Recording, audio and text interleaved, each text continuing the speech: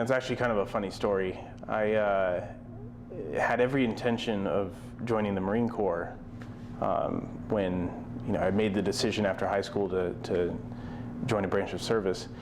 And I went to the recruiter's office, got all the information together, and went to present it to my parents. And my dad, once he found out and really looked at the packet and saw it was Marine Corps, he had some pretty colorful language on the reasons why I would not be joining the Marine Corps and that I would join the Army. It was interesting. Like I can't explain to you like the reasons why I joined the Army or even just any branch of service, but I just felt like that was what I had to do. And so like I had a very short list. It was like I would be in the front line, carry a rifle. Marines were like, sure, and you can ride in a tank. Or the Army was like, yeah, you can do that, and you can jump out of planes too. And so that's what I did. That wasn't just basic. Yeah. Don't change a thing. Yeah. Yeah. That's a good question. Nobody's ever asked me anything like that. So in the Army, they have this acronym.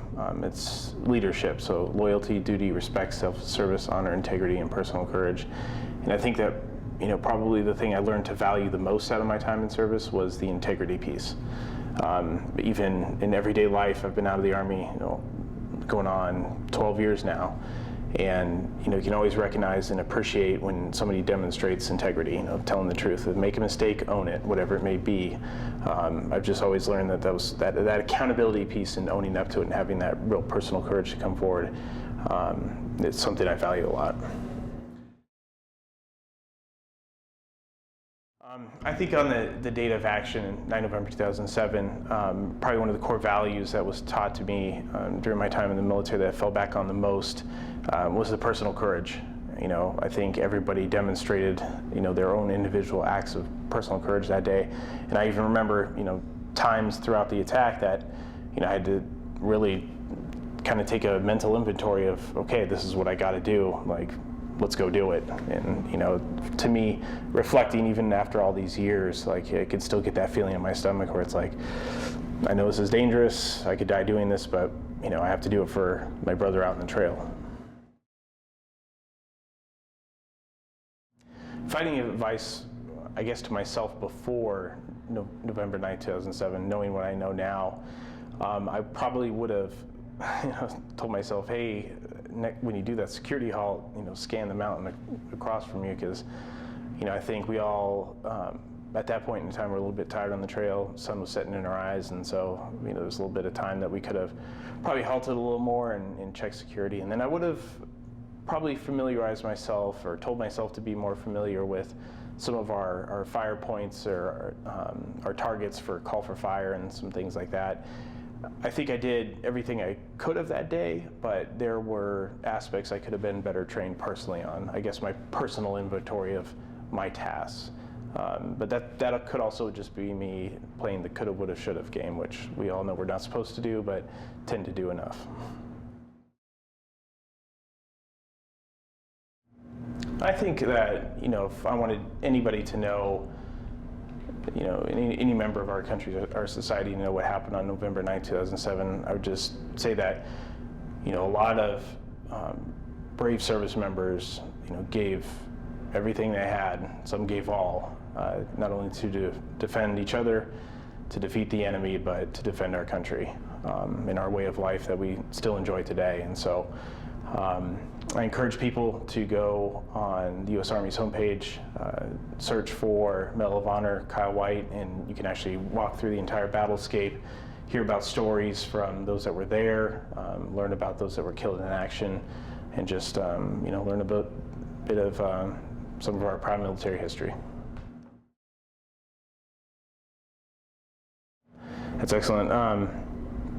So the Medal of Honor, to me, it's actually pretty interesting. My understanding of my role as really a custodian of the medal has changed over the years that I've been a recipient, coming on 8 years now. I remember somebody gave me some advice very early on that the medal wears heavy, and you won't understand that until you're actual recipient. For me, I didn't understand what that meant, or when it would impact me, but on the day of the ceremony when the President of the United States was putting the medal around my neck, and I'm looking right at the Gold Star family members in attendance, I knew exactly what he meant. Over the years, my comfort level of being a recipient, talking about the story, honoring those that gave their lives in defense of our country that day, it's transformed really kind of who I am and how I approach things.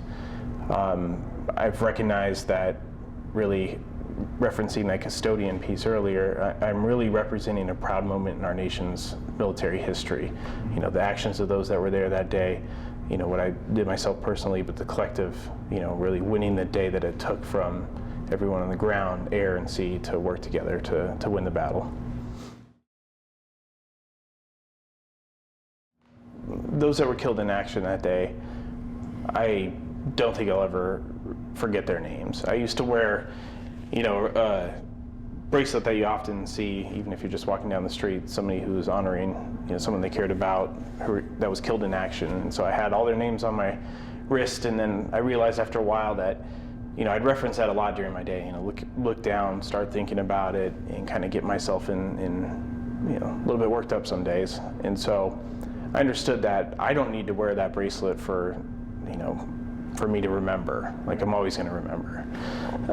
And so I just tried to, you know, I made the decision to take the bracelet off and kind of, you know, make that next, you know, forward step in my personal healing process. But, you know, anytime I'm able to speak, you know, anytime I'm able to talk with service members and veterans, you know, in order to honor their memories and their legacy, I like to share their stories and things that, you know, we did together, important facts about, you know, who they are, where they lived, and stuff like that. But, you know, I also try to just lead by, you know, example I think that they would want me to lead by. Been given a second chance, and so, you know, I try to do everything I can to make sure that, you know, what I choose to do is honorable in their eyes.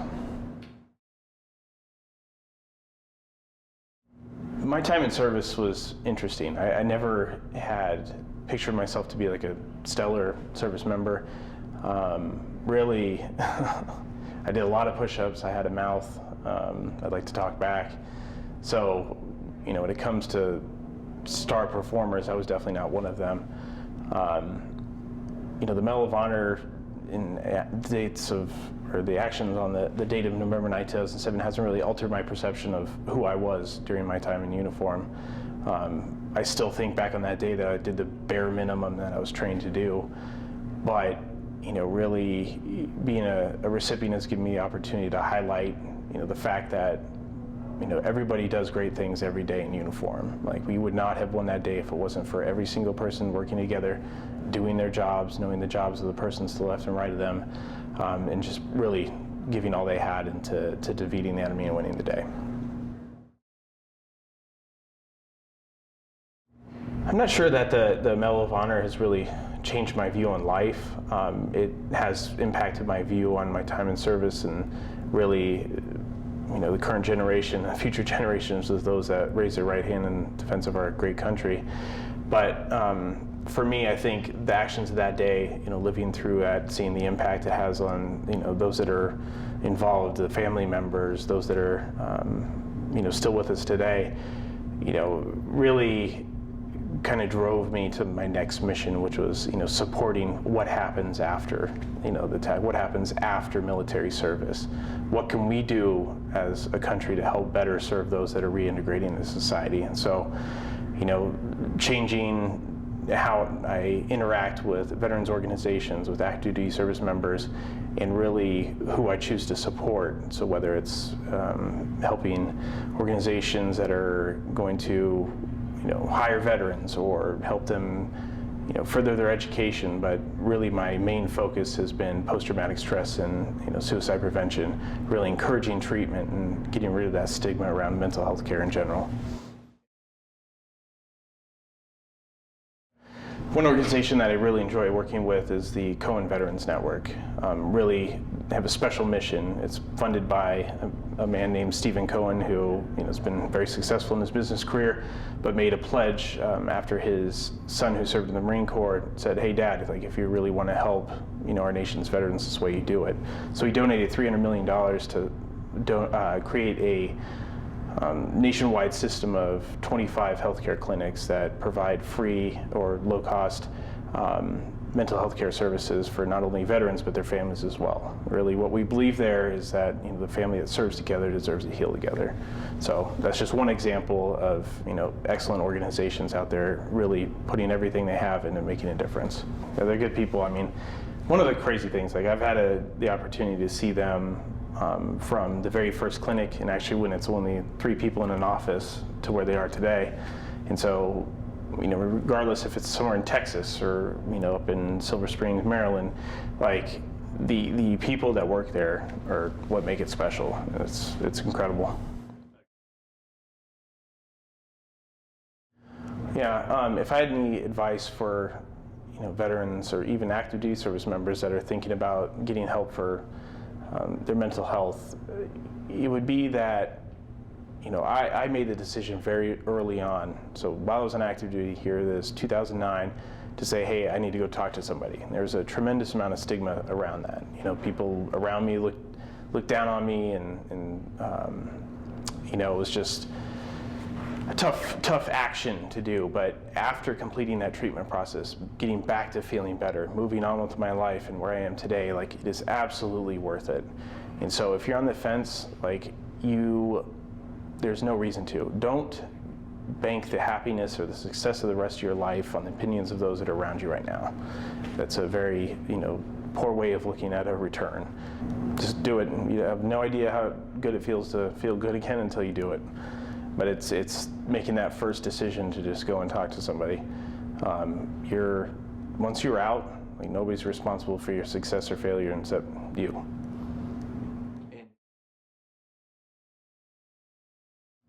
Well, I think once I was out, and then, after receiving treatment, we kind of all went our separate ways, the people I served with. Right. But then when you link back together, especially after a few years have passed, you understand, we're all kind of facing the same challenges. Right. And it's even things like, transition stress. So going from that ecosystem that's the military into the real world and what that looks like.